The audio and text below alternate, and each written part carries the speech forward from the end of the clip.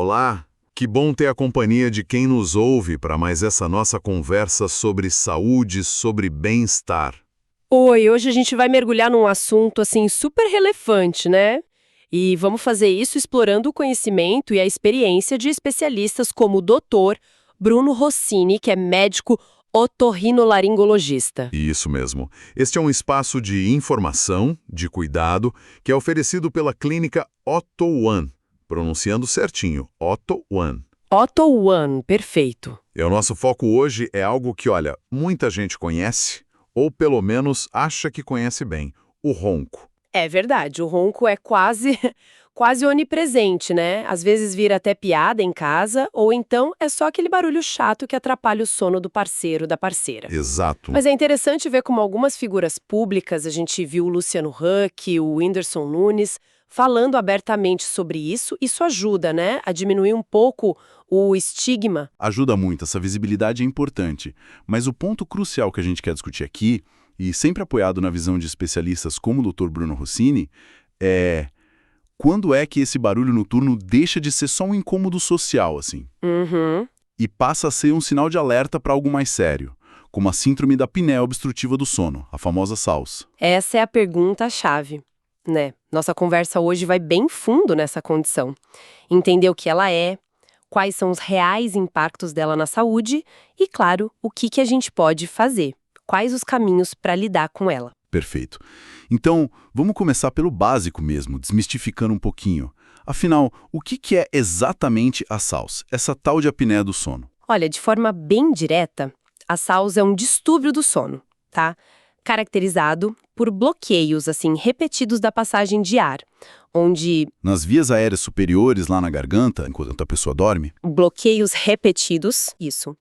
E essas obstruções causam paradas respiratórias, são as apneias propriamente ditas. E como que isso se conecta com o ronco? Onde que o ronco entra nessa história toda? O ronco, na verdade, ele é um sinal de alerta importante.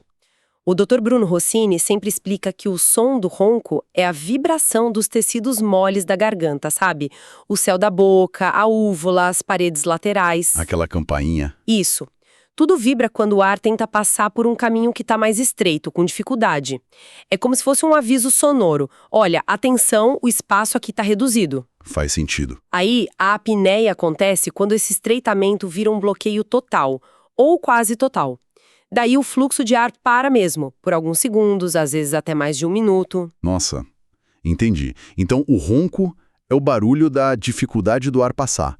E a apneia já é a parada mesmo, o bloqueio. Exatamente. E quais são as consequências imediatas dessas paradas respiratórias durante a noite? O que acontece no corpo? Bom, a consequência mais óbvia e a mais preocupante de imediato é a queda nos níveis de oxigênio no sangue.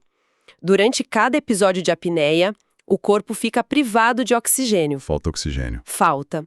E o cérebro, que é muito esperto, percebe essa situação de perigo e dispara um alerta. Ele causa um breve despertar, um microdespertar só o suficiente para a pessoa voltar a respirar, para retomar o tônus muscular e abrir a garganta. Mas a pessoa nem percebe que acordou, né? Da maioria das vezes, não. Esse é o ponto mais impressionante. A pessoa não tem consciência desses múltiplos despertares. Ela acha que dormiu a noite toda, mas na verdade o sono foi totalmente fragmentado, superficial e não cumpriu a função reparadora que deveria. Entendi. E essa combinação de sono todo picado e falta de oxigênio, imagino que o impacto vá muito além de só acordar com sono no dia seguinte. Ah, com certeza. Os efeitos vão muito, muito além do cansaço. No dia a dia, os sintomas mais relatados e que médicos como o Dr. Bruno Rossini sempre investigam a fundo são, claro, o ronco alto, frequente, que é um indicativo chave, né? Sim. Mas também uma sonolência diurna que não passa, que parece que não tem fim. A pessoa pode até dormir 8, 9 horas, mas acorda e continua sentindo um cansaço inexplicável, uma falta de energia constante. O caso do Whindersson Nunes, que ele mesmo relatou, é um exemplo público dessa sensação de exaustão, né? Além desse cansaço extremo, que mais pode aparecer assim no dia a dia? Olha, dificuldades de concentração e de memória são muito comuns. A pessoa se sente mais lenta, sabe? Com o raciocínio meio prejudicado. Irritabilidade, alterações de humor também. Fica mais pavio curto, né? Exato. E até dores de cabeça logo ao acordar podem ser sinais de que o sono não está sendo reparador por causa da SAOS. A qualidade de vida como um todo fica, assim, bem afetada. E quando a gente fala dos riscos à saúde mais a longo prazo, as informações que a gente tem apontam para problemas bem sérios mesmo. Sim, e aqui a conversa fica ainda mais séria, né? A SAOS não é só um problema de sono. Ela é um fator de risco independente, muito relevante, para uma série de doenças crônicas, principalmente as cardiovasculares. Cardiovascular é o principal, então. É um dos principais focos de preocupação, sim. A gente está falando de um risco aumentado para desenvolver ou piorar a hipertensão arterial. Sabe aquela pressão alta que é difícil de controlar? Mesmo com vários remédios, a apneia pode estar por trás. Nossa. Arritmias cardíacas também, risco aumentado de infarto do miocárdio, de acidente vascular cerebral, o AVC. Tudo isso tem incidência aumentada em quem tem apneia e não trata. Puxa vida. Às vezes se comenta o exemplo do maestro Tom Jobim. Claro que não dá para afirmar com certeza, mas se levanta a hipótese de que a apneia, talvez não diagnosticada ou tratada com os recursos que a gente tem hoje, possa ter contribuído para as complicações cardiovasculares dele. Serve como um alerta, né? Um alerta importante. E esse impacto cardiovascular é realmente pesado. Mas não para por aí, certo? Tem outras associações preocupantes. Infelizmente, sim. A SAOS também está ligada a problemas metabólicos. Aumenta o risco de desenvolver diabetes tipo 2 ou então dificulta o controle para quem já tem a doença. Diabetes também? Sim. E no campo da saúde mental, tem uma associação clara com quadros de depressão, de ansiedade. E não podemos esquecer um ponto muito prático. A sonolência excessiva aumenta drasticamente o risco de acidentes. Acidente de trânsito, acidente de trabalho. É verdade, a pessoa pode cochilar no volante. Exatamente. É um risco real e grave. E tem um ponto que talvez não seja tão comentado abertamente, mas que as fontes que a gente pesquisou destacam bastante. A conexão entre a apneia e a saúde sexual masculina. Como é que isso funciona? Esse é um aspecto muito importante e que merece, sim, mais atenção. Existem estudos bem consistentes e que especialistas como o Dr. Bruno Rossini sempre trazem à tona, mostrando uma ligação forte e direta entre a gravidade da SAOS e a presença de disfunção erétil. Direta. Sim, os mecanismos por trás disso são vários. Primeiro, a falta intermitente de oxigênio durante a noite, a tal da hipóxia, prejudica a saúde dos vasos sanguíneos. Todos eles, incluindo os do pênis. Entendo. Além disso, ocorrem alterações hormonais, como a diminuição da testosterona, e tem também um processo inflamatório crônico no corpo. O ponto-chave é que a SAOS é considerado um fator de risco independente para a disfunção erétil. Ou seja, ela contribui para o problema por si só, não é só porque a pessoa talvez esteja acima do peso ou tenha outra condição junto. Entendi. Ela por si só já é um fator. Falando em riscos, quem geralmente desenvolve a SAOS? Existe aquele perfil clássico que todo mundo meio que imagina? Olha, existem fatores de risco bem conhecidos, sim. O sobrepeso e a obesidade são os mais fortemente associados. É quase que mecânico. O acúmulo de gordura na região do pescoço comprime a via aérea por fora, dificulta a passagem do ar. Como se apertasse o cano por fora. Exato. Outros fatores incluem o avançar da idade, ter histórico familiar de apneia e o consumo de álcool ou de medicamentos sedativos, principalmente antes de dormir, porque eles relaxam demais a musculatura da garganta. O biotipo do saudoso Jô Soares, por exemplo, muitas vezes é lembrado nesse contexto, né, como um perfil de risco mais clássico. Mas a gente sabe que não é uma regra assim matemática, né? Não é só quem está acima do peso que pode ter apneia.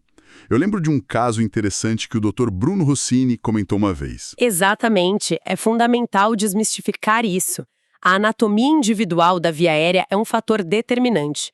Pessoas magras podem ter apneia grave se tiverem, por exemplo, uma mandíbula pequena e mais para trás, o que a gente chama de retrognatismo. Ah, o queixo para dentro. Isso.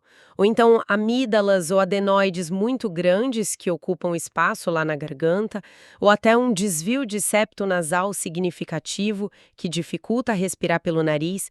O Dr. Bruno Rossini mesmo já compartilhou casos de pacientes magros, até atletas com apneia severa, simplesmente por causa da anatomia da garganta ou do nariz deles. Impressionante. Mostra que a gente não pode julgar o risco de apneia só olhando para a balança, de jeito nenhum. E sobre as crianças?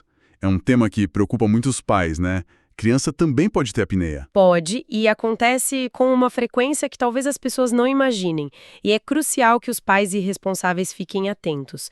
Não é normal uma criança roncar alto toda noite ou parecer que está lutando para respirar durante o sono, sabe? Não é normal. Não, a causa mais comum de SARS em crianças é o aumento das amígdalas e das adenoides, aquela famosa carne esponjosa que fica lá no fundo do nariz.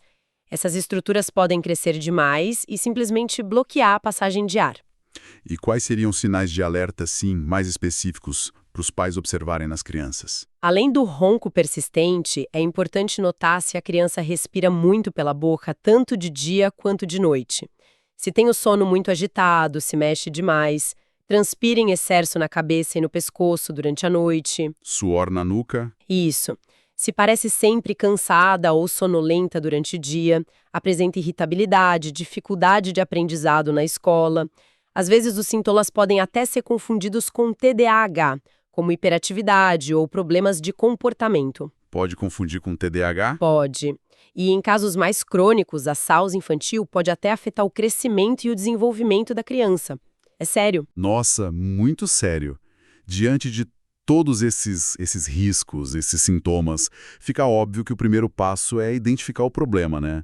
Como é feito o diagnóstico da SARS? Qual o caminho? O caminho começa, invariavelmente, buscando um médico especialista. E o profissional mais indicado para avaliar problemas respiratórios do sono é o otorrinolaringologista. O otorrino. Exato. Muita gente fica em dúvida sobre qual médico procurar, né? Ah, é o neuro, é o pneumo. Mas o otorrino é quem tem o treinamento específico para examinar toda a via aérea superior, desde o nariz até lá embaixo na garganta. Ele consegue avaliar a estrutura toda. Entendi. E como que funciona essa avaliação inicial lá no consultório? Bom, tudo começa com uma boa conversa, uma anamnese detalhada. O médico vai querer saber tudo sobre os sintomas. Como é o sono, se tem ronco, se alguém já viu pausas na respiração, como está a sonolência durante o dia, etc. A história do paciente. Fundamental. E é muito útil quando o parceiro ou parceira acompanha a consulta, porque pode descrever o que realmente acontece durante a noite, né? A pessoa que dorme não sabe. Verdade. Depois vem o exame físico. O médico vai examinar o nariz por dentro, a boca, a garganta, o pescoço, procurando por possíveis pontos de estreitamento anatômico. E tem um exame chamado nasofibrolaringoscopia. Nome comprido. Mas é simples. É feito com uma pequena câmera, flexível, bem fininha, que permite ao médico visualizar a via aérea por dentro, desde o nariz até a laringe, ali mesmo no consultório. Ajuda muito a identificar possíveis problemas. E depois dessa avaliação inicial, aí sim vem o famoso exame do sono, a polissonografia. Exatamente, a polissonografia. Esse é considerado o exame padrão ouro. É ele que vai confirmar o diagnóstico de SARS. E, muito importante, vai medir a gravidade do problema. Ele quantifica quantas apneias e hipopneias, que são obstruções parciais, ocorrem por hora de sono. E o que ele mede exatamente? Ele registra diversas variáveis enquanto a pessoa dorme, o fluxo de ar no nariz e na boca, o esforço que a pessoa faz para respirar, os níveis de oxigênio no sangue, a frequência cardíaca, a atividade cerebral para a gente saber as fases do sono e também os movimentos corporais, posição. Completo. Bem completo. Tradicionalmente era feito em laboratórios de sono, mas hoje a gente já tem a opção da polissonografia domiciliar, que pode ser mais cômoda para muitos pacientes fazer o exame em casa. Isso é bom.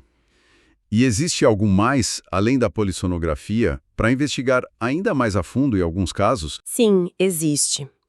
Para casos mais específicos, principalmente quando a gente está avaliando a possibilidade de um tratamento cirúrgico, tem um exame chamado sonoendoscopia induzida por drogas, ou pela sigla em inglês, DISE.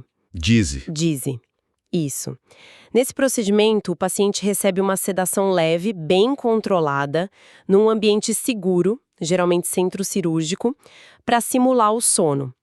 E enquanto o paciente está dormindo sob essa sedação, o médico utiliza de novo aquela câmera flexível para observar em tempo real e exatamente onde na garganta a obstrução está acontecendo. Ah, então dá para ver o ponto exato do problema. Exatamente. É como você disse antes do cano furado. A polissonografia diz que tem um vazamento, que tem apneia. A DISE mostra exatamente qual é o ponto do vazamento, onde a garganta fecha. Isso ajuda demais a direcionar o tratamento, principalmente o cirúrgico, de forma muito mais precisa, muito mais personalizada. É um exame que o Dr. Bruno Rossini utiliza bastante em casos selecionados. Entendi, muito interessante. Ok, diagnóstico feito, gravidade definida. Quais são as cartas na manga para tratar a apneia? A ideia, como você disse, é que o tratamento seja bem individualizado, né? Com certeza absoluta. Não existe receita de bolo para a apneia. Não existe uma solução única que sirva para todo mundo. O melhor tratamento vai depender de vários fatores. Qual é a causa principal da obstrução ali naquele paciente? Qual a gravidade da apneia dele? Quais outras condições de saúde ele tem? E também, claro, as preferências e o estilo de vida do paciente contam muito. O Dr. Bruno Rossini sempre enfatiza essa necessidade de personalizar a abordagem. E por onde geralmente se começa a pensar nesse tratamento? A base de tudo, o alicerce, são as mudanças no estilo de vida. Para quem está acima do peso, a perda de peso é fundamental. Mesmo uma redução modesta, às vezes 10% do peso corporal, já pode diminuir significativamente a gravidade da apneia em muitos casos. Só 10% já ajuda? Já ajuda muito, porque reduz aquela gordura depositada ao redor da via aérea. E nesse contexto, é interessante mencionar que alguns estudos recentes que especialistas como o Dr. Bruno Rossini acompanham de perto sugerem que novos medicamentos para obesidade e diabetes, como o Ozempic, o Mounjaro, podem ser ferramentas úteis nesse processo de emagrecimento para pacientes selecionados, claro, sempre com indicação e acompanhamento médico rigoroso. E isso indiretamente pode acabar ajudando na apneia. Como um aliado no processo. Exato. Além do peso, é importante evitar álcool e sedativos, principalmente perto da hora de dormir. Manter uma boa rotina de sono, que a gente chama de higiene do sono, e para algumas pessoas, só de dormir de lado em vez de barriga para cima já faz uma baita diferença. Pequenas mudanças que podem ajudar. Mas e se isso não for suficiente ou se a apneia for mais grave? Aí entram os aparelhos, os dispositivos. Isso. Quando a SAUS é moderada ou brave, ou mesmo quando é leve, mas causa sintomas muito intensos, o tratamento que é considerado mais estabelecido, o padrão ouro em termos de eficácia, é o CPAP. CPAP. O que significa essa sigla? Significa pressão positiva contínua nas vias aéreas. Basicamente, é um aparelho pequeno, hoje em dia bem silencioso, que gera um fluxo de ar suave.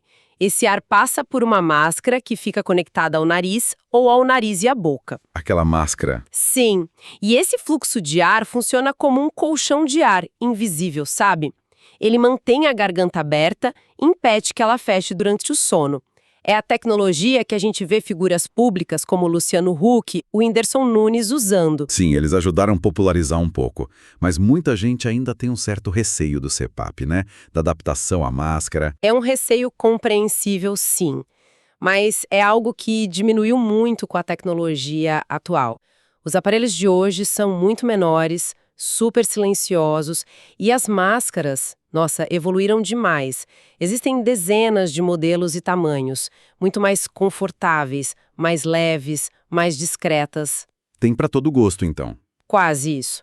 Claro, pode haver um período inicial de ajuste, de adaptação, mas com a orientação correta do médico, da equipe de adaptação que acompanha o paciente, a grande maioria não só se acostuma, como relata uma melhora, assim, transformadora na qualidade do sono e na disposição durante o dia. Os benefícios geralmente superam em muito aquele estranhamento inicial. Que bom saber disso. E além do CPAP, existem aqueles aparelhos que se usam dentro da boca? Sim, existem. São os aparelhos intraorais, ou AIO. São dispositivos feitos sob medida por dentistas que são especializados em medicina do sono. Eles se encaixam nos dentes como um aparelho móvel. E como eles funcionam? Eles funcionam avançando ligeiramente a mandíbula ou a língua para frente durante o sono. Esse pequeno avanço já aumenta o espaço lá atrás na garganta. São uma ótima opção, principalmente para casos de saios leve a moderada, ou então como alternativa para pacientes com apneia mais grave que, por algum motivo, não conseguiram se adaptar ao CPAP. Precisa ser feito com um dentista especializado, né? Fundamental, tem que ser feito e acompanhado por um dentista com experiência nessa área e, muitas vezes, em colaboração estreita com um médico otorrino. Aqui na Clínica Otorran, por exemplo, essa colaboração interdisciplinar entre otorrino e dentista é bastante valorizada para esses casos. Faz todo sentido. E, finalmente, a cirurgia. Em que situações ela entra em jogo como opção? E o intraoral ou não funcionam para aquele paciente, ou ele não tolera, não se adapta, ou, claro, quando existe uma causa anatômica muito evidente, muito clara, que pode ser corrigida cirurgicamente. Um problema na estrutura mesmo. Isso. O objetivo de qualquer cirurgia para apneia é sempre o mesmo: aumentar o espaço físico dentro da via aérea para que o ar passe mais livremente, sem bloqueios. E como a obstrução pode acontecer em diferentes níveis, né? Pode ser no nariz, pode ser no palato mole, na base da língua, nas paredes laterais da garganta, muitas vezes a abordagem cirúrgica precisa ser multinível. Multinível, o que quer dizer? Quer dizer que pode ser necessário atuar em mais de um ponto problemático na mesma cirurgia, ou talvez em etapas diferentes, tratar o nariz e a garganta ao mesmo tempo, por exemplo. Entendi. Poderia dar alguns exemplos desses tipos de cirurgia? Talvez agrupando por onde elas atuam? Claro. Pensando primeiro em melhorar a respiração pelo nariz, que é crucial para tudo, temos a septoplastia, para corrigir o desvio de septo. Que é bem comum. Muito comum. E a turbinectomia, para diminuir o tamanho dos cornetos nasais, a tal carne esponjosa. Melhorar o nariz ajuda a garganta porque diminui a pressão negativa que suga as paredes da faringe para dentro quando a pessoa inspira com dificuldade pelo nariz. Ah, interessante essa conexão. É fundamental. Aí já pensando lá na garganta, na faringe, o foco é estabilizar as paredes e aumentar o espaço.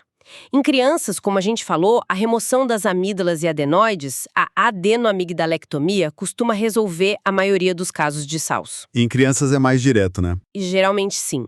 Em adultos, se essas estruturas também forem muito grandes, elas também podem ser removidas ou reduzidas. Agora, para o palato mole e para as paredes laterais da garganta, as técnicas evoluíram muito. A cirurgia mais clássica, a uvulopalatofaringoplastia, ou UPFP, envolvia remover bastante tecido ali no centro. A antiga cirurgia do ronco. Isso, que às vezes tinha efeitos colaterais. Hoje as técnicas são mais modernas, mais funcionais, por exemplo, a faringoplastia lateral ou expansora, que especialistas como o Dr. Bruno Rossini realizam. A abordagem é diferente. Em vez de só cortar e remover, elas buscam reposicionar e tensionar os músculos das paredes laterais da garganta.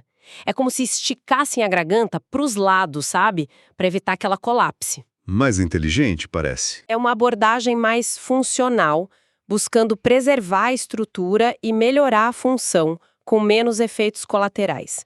É como reforçar a estrutura de uma barraca, para ela não desabar com o vento, em vez de só cortar um pedaço dela. Boa analogia. E para aqueles casos mais complexos, que você mencionou estarem relacionados à estrutura óssea da face? Exato. Quando a apneia é grave e está associada a um problema na estrutura óssea mesmo, tipo maxila e mandíbula muito pequenas ou muito recuadas, aí existe a cirurgia de avanço maxilomandibular. Um nome grande de novo. É um procedimento maior, sim. É uma cirurgia ortognática realizada em conjunto com o cirurgião bucomaxilofacial e ela literalmente avança os ossos da face, a maxila e a mandíbula. Ao fazer isso, ela puxa junto toda a musculatura da garganta que está presa nesses ossos, abrindo o espaço aéreo lá atrás de forma muito significativa e geralmente definitiva. para casos bem selecionados, imagino. Sim, para casos graves e bem selecionados, é um tratamento com altíssimas taxas de sucesso. E a questão da segurança dessas cirurgias. E os planos de saúde, eles costumam cobrir esses tratamentos? Porque não é estético, né? Ótima pergunta. Todas essas cirurgias são feitas em ambiente hospitalar, com anestesia geral, o que garante total segurança e conforto para o paciente. E nas mãos de equipes experientes, como a do Dr. Bruno Rossini e sua equipe, os riscos são considerados baixos, comparáveis a outras cirurgias eletivas. E um ponto muito importante: como a SALS é uma doença com implicações sérias para a saúde geral, seus tratamentos, incluindo diagnóstico, polissonografia, DISE e as cirurgias corretivas, geralmente têm cobertura pelos planos de saúde. Não são considerados procedimentos estéticos, são tratamentos de saúde necessários. Isso é fundamental saber. Bom, foi uma verdadeira imersão nesse universo da apneia, hein? Recapitulando aqui os pontos principais para quem nos ouve. O ronco pode ser mais que um barulho chato, pode ser um sintoma importante da SALS. Exato! E essa síndrome, a SALS, não causa só cansaço. Ela aumenta riscos sérios cardiovasculares, metabólicos, impacta a saúde mental e até a saúde sexual. E o diagnóstico correto, muitas vezes com a polissonografia, é essencial para saber o tamanho do problema. E a boa notícia é que existem, sim, diversas opções de tratamento eficazes, que vão desde ajustes no estilo de vida, passando por aparelhos como o CPAP e os intraorais, até cirurgias modernas e seguras quando bem indicadas. O segredo está em personalizar essa abordagem para cada pessoa. Fica, então, e que especialistas como o Dr. Bruno Rossini sempre reforçam não se acostume a viver cansado, indisposto ou com um sono que não revigora de verdade. Buscar ajuda para melhorar a qualidade do sono é um investimento direto em saúde, em bem-estar, em longevidade. Com certeza. Recuperar a energia, a vitalidade, a disposição para o dia a dia é totalmente possível. Fica então aquela reflexão final, né? Quantas noites mal dormidas e dias que a gente se arrasta ainda são precisos para que se dê a devida atenção à forma como se respira enquanto dorme. Investigar isso pode ser o primeiro passo para reencontrar a sua saúde e o seu bem-estar. Vale a pena. Com certeza. Agradecemos muito a sua atenção, a sua companhia até aqui. Este foi mais um conteúdo dedicado à sua saúde, um oferecimento da clínica OTO1. OTO1. Se você se reconheceu em algum dos sintomas que a gente discutiu hoje, ou se tem dúvidas sobre seu sono, sua respiração, seu ronco, o caminho é buscar orientação médica especializada. Não deixe para depois. E para uma avaliação completa, um diagnóstico preciso e um plano de tratamento pensado especialmente para o seu caso, considere agendar uma consulta com o Dr. Bruno Rossini. Você encontra todas as informações de contato no nosso site ou na descrição deste material. Cuide bem do seu sono. Ele é essencial para a sua saúde. Até a próxima! Até a próxima!